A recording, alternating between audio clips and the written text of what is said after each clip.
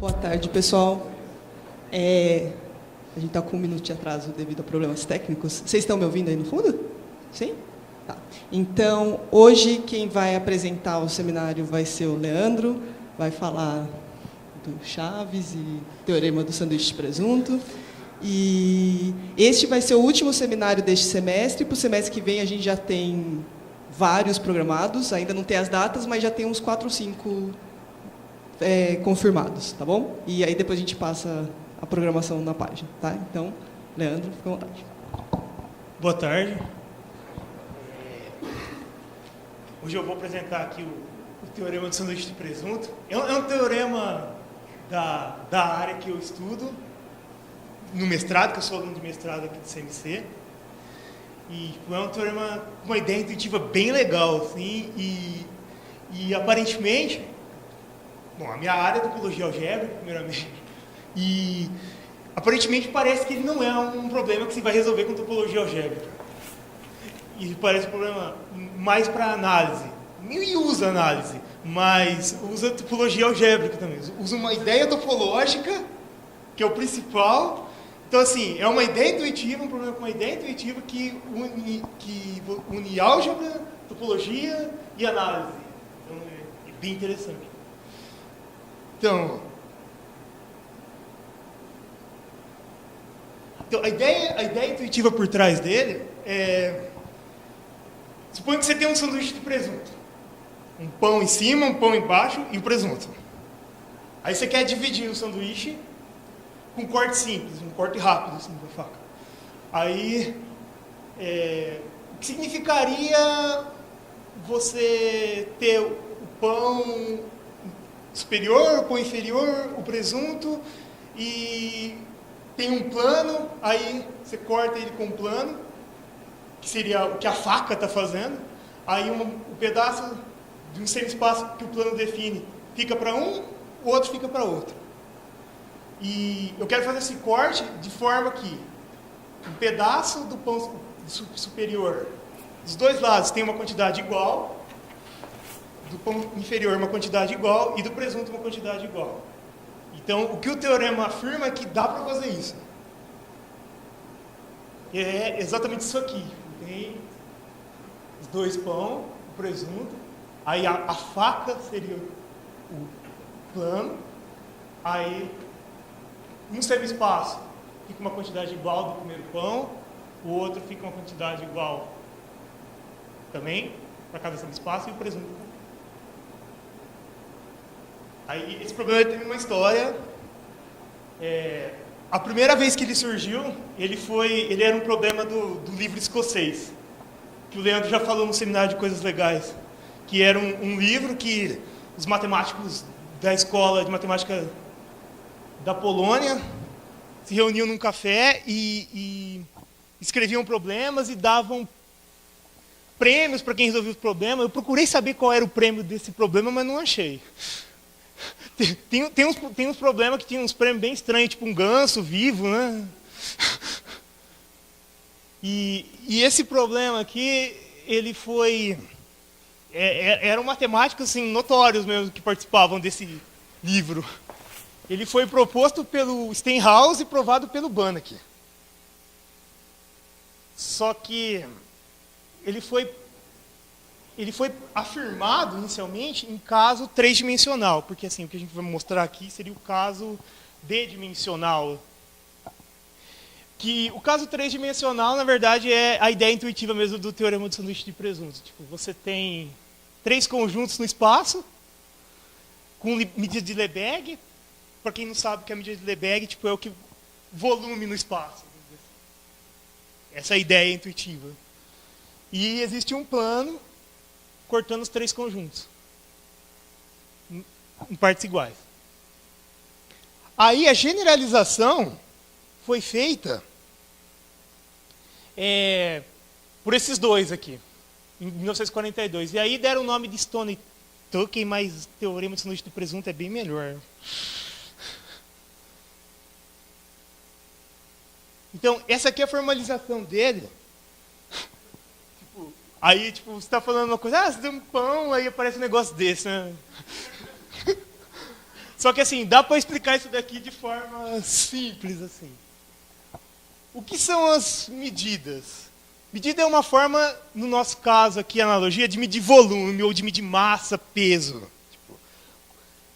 Ele é mais geral do que a gente imagina, porque quando a gente está pensando no sanduíche, no pão, assim, a gente está pensando na medida mais trivial possível, mais canônica possível. E a definição de medida é bem mais geral que isso. Então, assim, ele vale para isso, mas vale para coisas esquisitas também. E aí, se medida de Borel, é que assim, a definição de medida fala que você não pode medir qualquer coisa.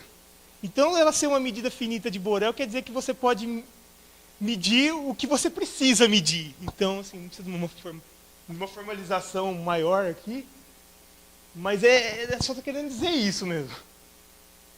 Aí, absolutamente contínua em relação à medida de Lebesgue quer dizer que, assim, elas podem ser medidas finitas de Borel, só que elas não podem ser esdrúxulas. Tipo, uma reta tem medida zero no plano. Tipo, ela não tem gordura. Então, em qualquer uma dessas medidas, a reta também não vai poder ter gordura no plano.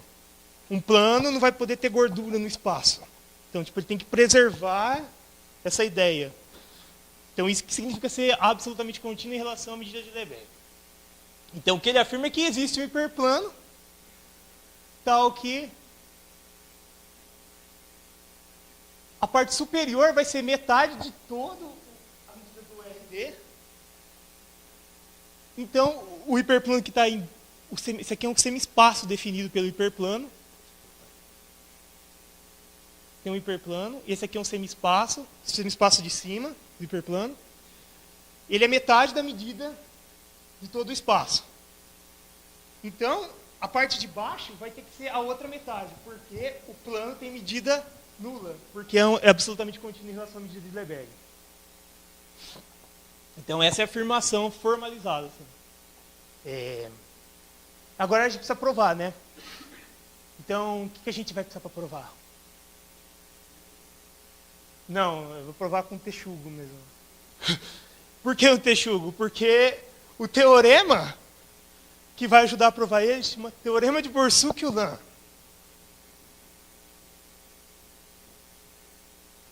Ele foi provado pelo Karol Borsuk, que é esse aqui. E o Karol Borsuk falou que foi o Ulam que formalizou. Só que há controvérsias. Tipo, o Matusek, que é um matemático importante, falou que ele já tinha sido formalizado antes. Mas, de qualquer forma, chama Borsuk-Ulam. Os dois são polonês. Teorema de Borsuk.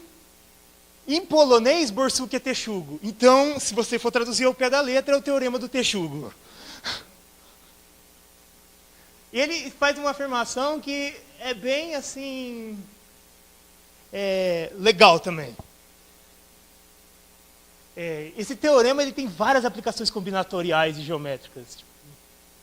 E a demonstração dele é mais difícil do que você imagina. Resumindo o que ele diz, no caso 2-dimensional, para entender, tipo, supõe que você tem uma função que sai de um ponto da Terra e vai no plano cartesiano. Um ponto da Terra, uma coordenada está medindo a pressão e a outra está medindo a temperatura, que dizem que são funções contínuas. E, sendo funções contínuas, essa função é contínua nas duas coordenadas. O que o teorema afirma é que existe dois pontos antípodas na Terra que têm a mesma temperatura e pressão. Isso no caso n igual a 2. Aí o teorema é generalizado para Sn. Então, uma função contínua do Sn no Rn, existem dois pontos antípodas que levam no mesmo lugar. Aí, a demonstração do teorema de sanduíche de presunto, ela faz primeiro uma parametrização.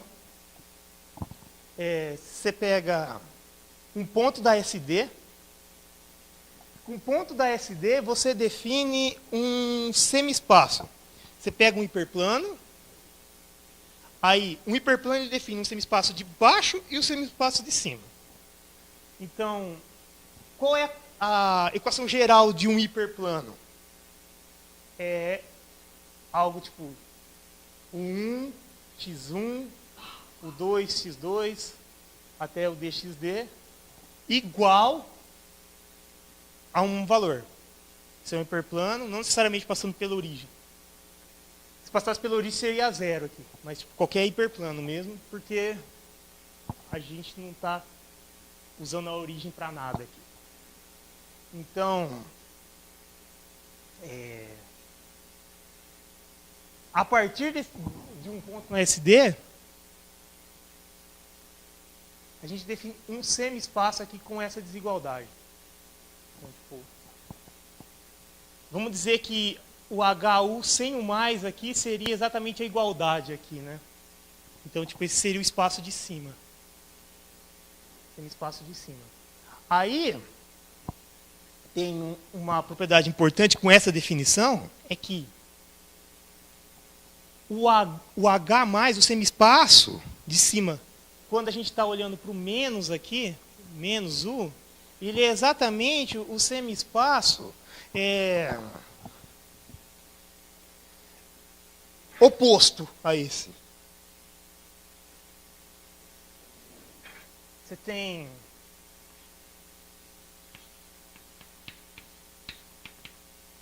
isso aqui é definido por os pontos.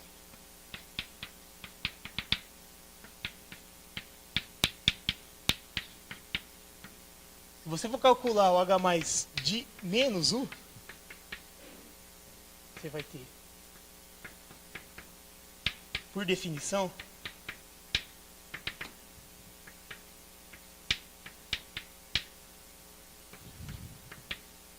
só que aí você multiplica aqui por menos 1, inverte o sinal. Isso aqui é a mesma coisa que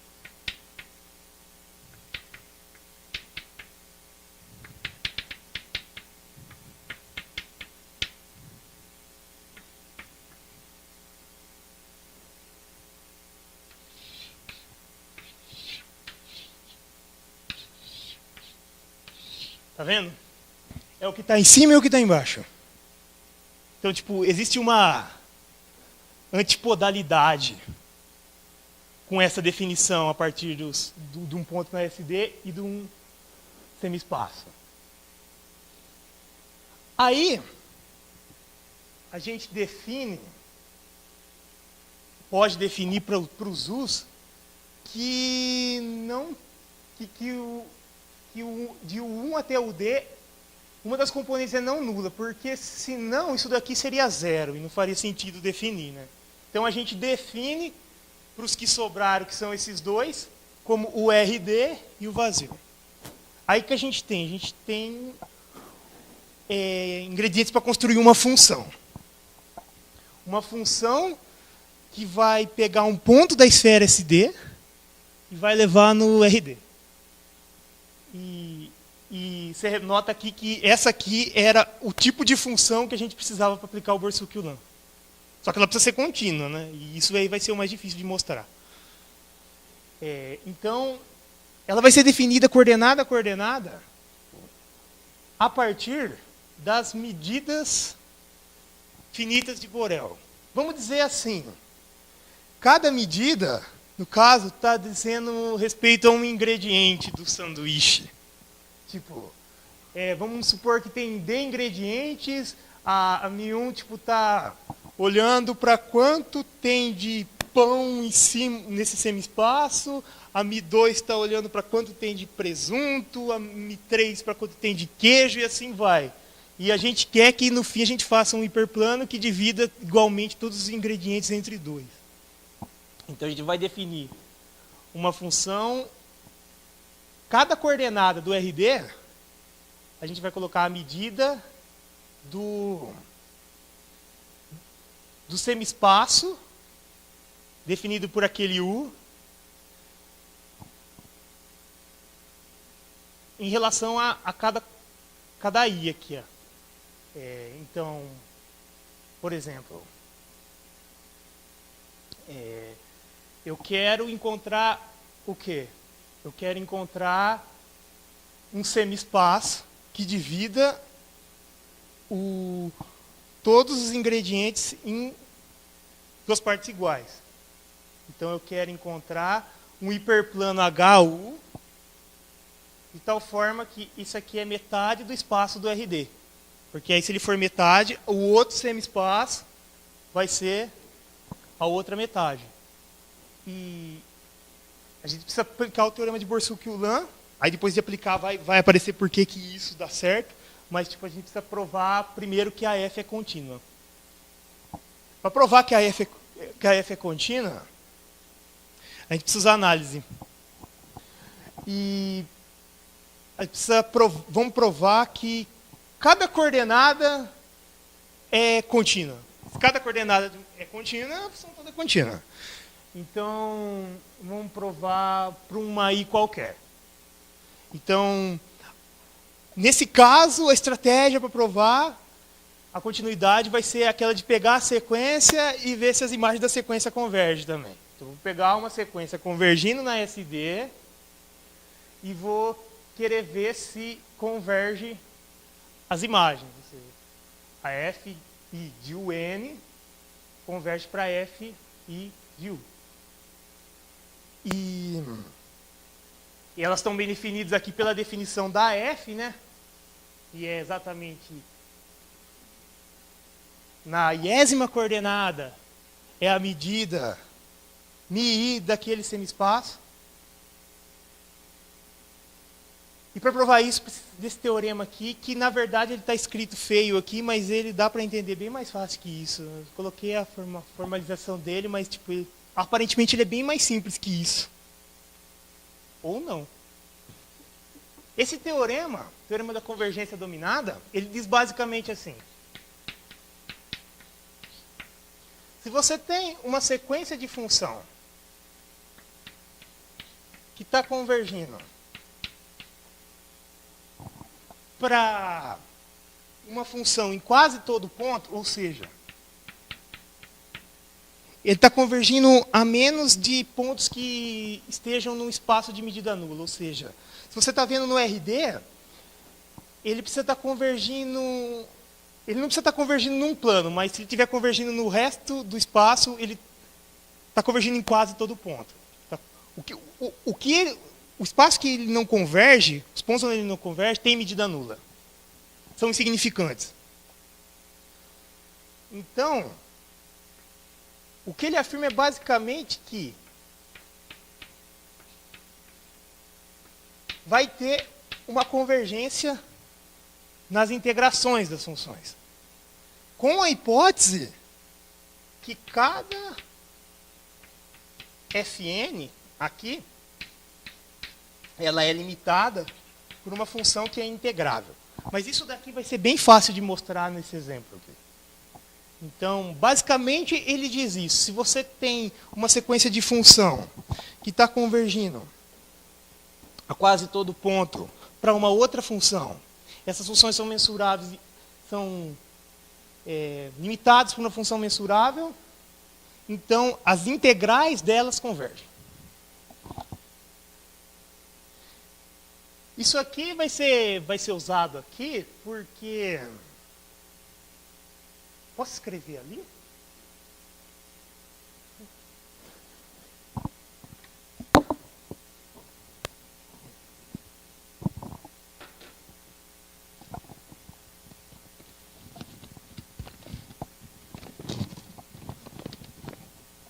Então, colocar. Eu tenho uma sequência convergindo em SD. Ah, tá. Aqui dá? Eu tenho uma sequência convergindo em SD. Né? O que eu quero? Quero que a função coordenada converja.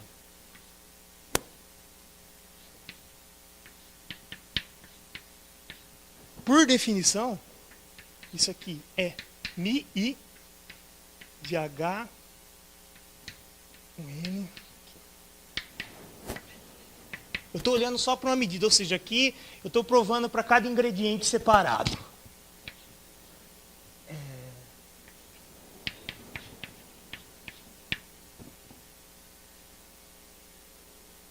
Você saber a medida de um conjunto tem uma relação com integral.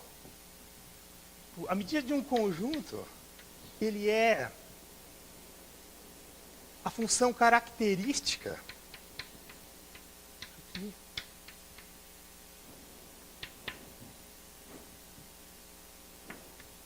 Eu vou explicar já o que é isso. Aqui em relação sempre à medida μ. Isso aqui é basicamente assim, essa função. É uma função que aqui eu tenho HU. Aqui eu tenho H mais U. Para cá, ela vale 1. Para cá, ela vale 0. Eu estou avaliando, eu estou pegando exatamente onde é a área dela. Aí quando eu integro, é como se eu fizesse um retângulo de altura 1, pensando intuitivamente, aí eu quero calcular esse volume, aí vai dar exatamente essa medida aqui, porque eu estou integrando em relação a essa medida. E o teorema da convergência dominada é em relação a uma medida. Então, aqui é a mesma coisa. Então, o que eu preciso provar, na verdade, seria essa convergência aqui, né?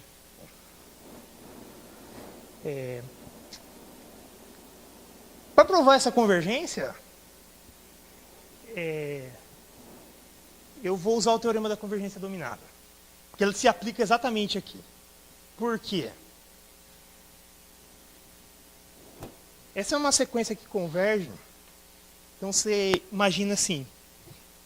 Esses UNs, eles parametrizam semi-espaços.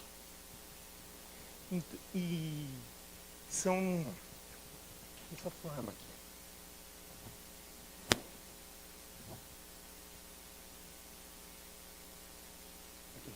Então, imagina assim, que quanto mais próximo você está de um ponto, você está convergindo para cá, mais perto está esse semi-espaço de ser igual àquele.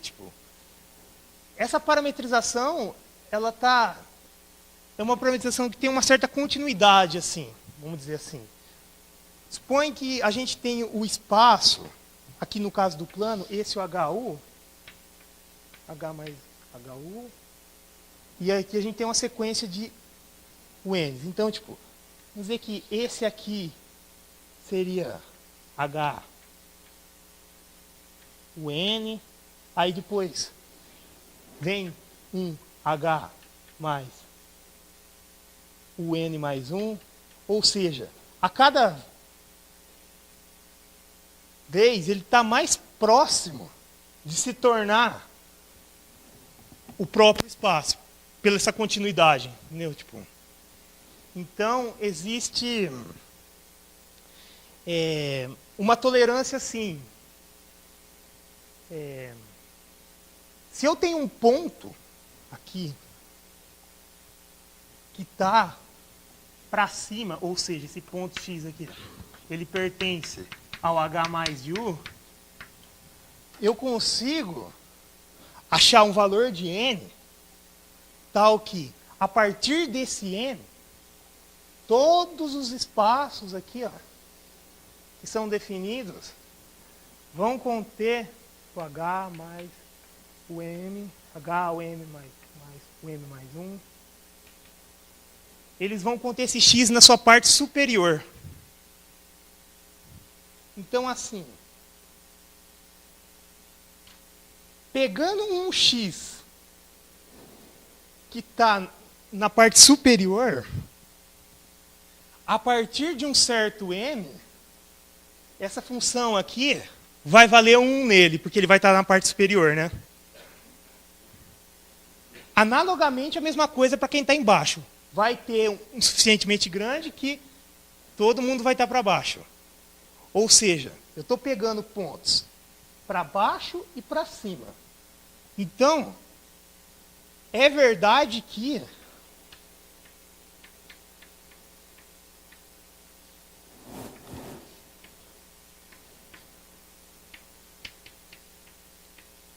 converge essas funções fora do próprio hiperplano. Por essa aproximação,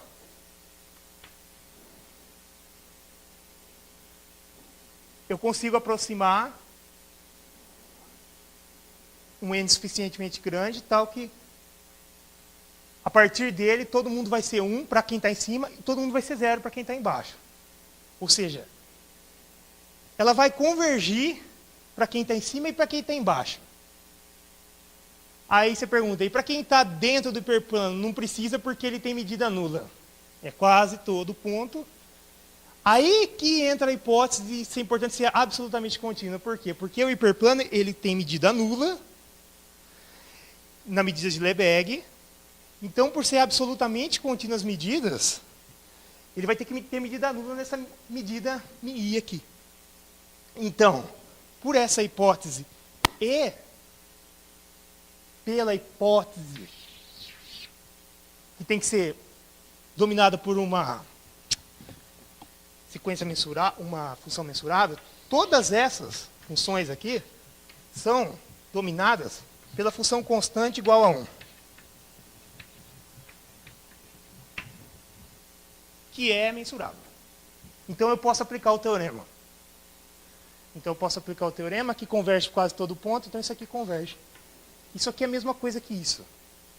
Então converge, então eu provei a continuidade. Agora eu posso usar o teorema de Borsuk-Ulam, porque a F é contínua. A F ser contínua, e eu poder usar o teorema de Borsuk-Ulam nela, significa que vão ter dois pontos antípodas que vão ser elevados no mesmo valor. Né? Ou seja, escrevendo aqui, seria que existe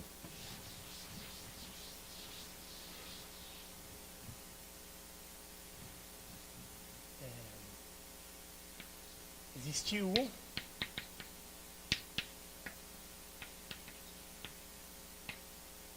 tal que F de U é igual a F menos U linha.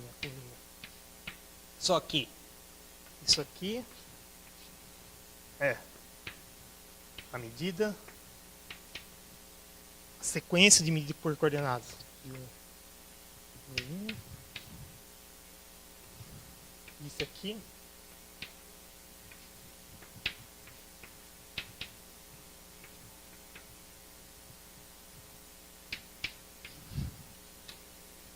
é isso que o teorema de Borsuk-Ulam diz. Existe um U'. Mas, para a gente, um U' é um hiperplano. Pela parametrização. Esse hiperplano, definido pelo U', o H', é o hiperplano que a gente está procurando, que vai cortar todo mundo no meio.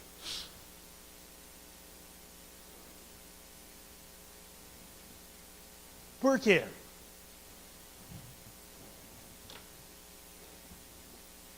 Lembra que o H+ do oposto é exatamente o semi-espaço oposto ao H de U'. Então, aqui a gente tem o HU, aqui tem o H de menos U que U', né? Aqui tem o H menos 1 e aqui o H de U'. Nota que em todas as coordenadas, para todas as medidas, para todos os ingredientes. Então vamos pegar um I qualquer, que seria um ingrediente qualquer, e vamos ver. Ele está falando que a medida em relação a Mi aqui é igual a essa aqui. Mas isso aqui tem medida nula. Então, fica uma parte desse ingrediente para esse semi-espaço e uma parte para esse espaço. Então, esse hiperplano é o hiperplano que divide. Então, ele existe.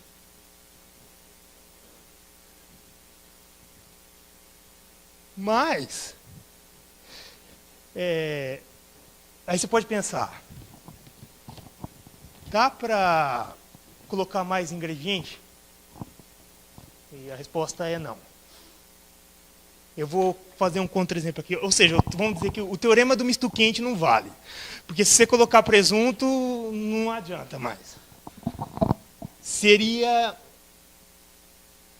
Vamos supor que tipo a medida de Lebesgue mesmo, ou seja, a medida de volume que a gente imagina mesmo. Então vamos supor que a gente tem aqui. Vamos supor que o primeiro pão é uma esfera. É um sanduíche estranho, mas é o contra-exemplo, né? Esse aqui é o primeiro pão. Esse aqui é o segundo pão.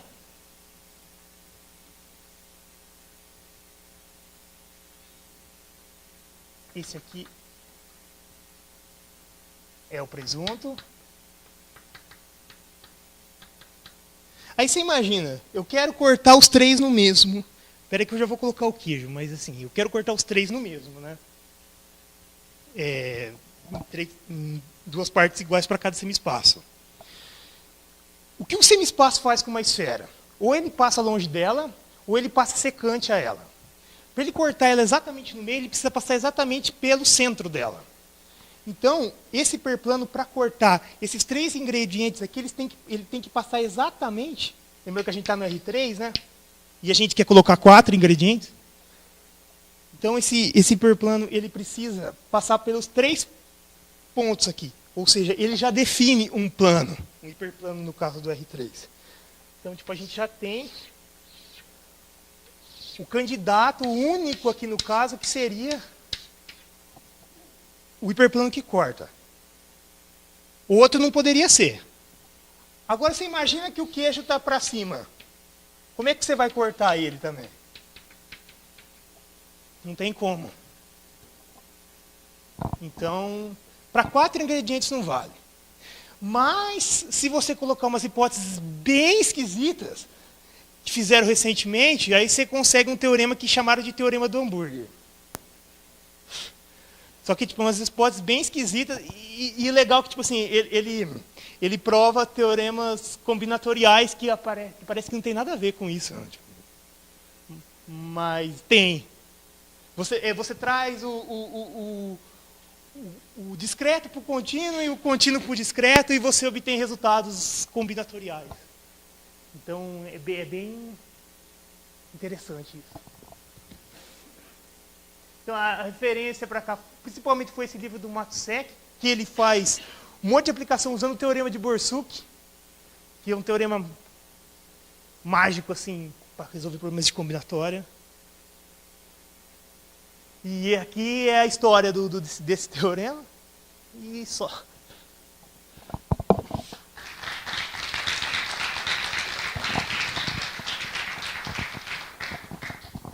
Bom, obrigada, Leandro. Alguém tem alguma pergunta?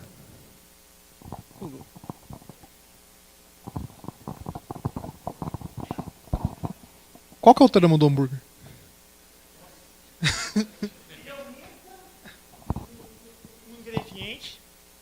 Ele aumenta o ingrediente e coloca umas hipóteses, tipo assim, que as medidas não podem ser muito esdrúxulas, assim. Tipo, tem que satisfazer uma coisa que ele chama de balanceamento das medidas.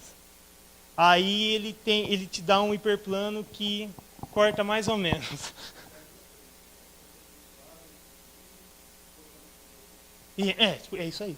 Mas é aumentar o ingrediente e colocar hipóteses para que ele consiga fazer alguma coisa. Mais perguntas?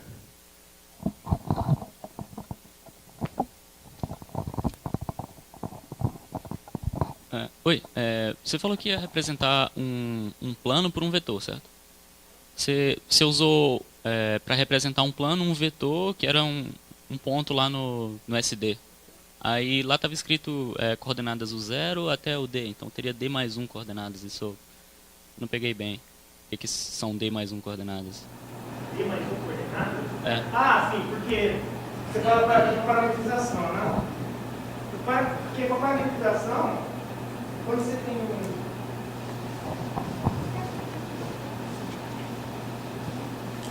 a equação geral de um hiperplano em RD, ela é algo tipo de assim. De um hiperplano, né? Não de um semi-espaço.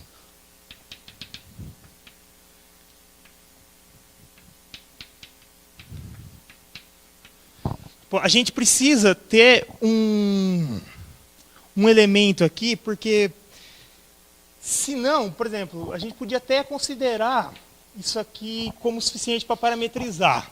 Mas, tipo, a gente estaria parametrizando os hiperplanos só que passam pela origem. Tipo, colocando como 0 aqui. A gente precisa daqui, por exemplo, se a gente tiver uma reta, assim, considerando R2.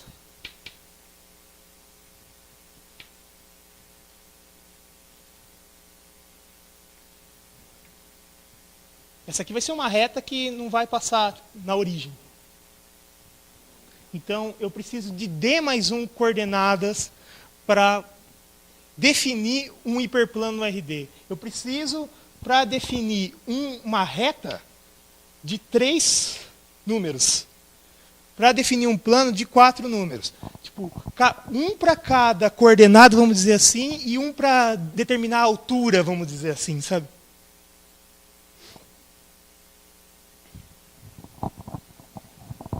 E aí, mais perguntas? Não? Não? Então, Leandro, seu certificado laranja. O azul agora vem por e-mail. Então, o seminário volta no semestre que vem, deve voltar em março, provavelmente, ou finalzinho de fevereiro. Se alguém tiver interesse em apresentar ou coisa assim, pode falar comigo, ou com o Leandro, ou mandar um e-mail para legal@cmc.us.br. E quem tiver interesse também em mandar um artigo para Acta Legalicus, estamos aí esperando submissões. Tá bom? Então, até semestre que vem.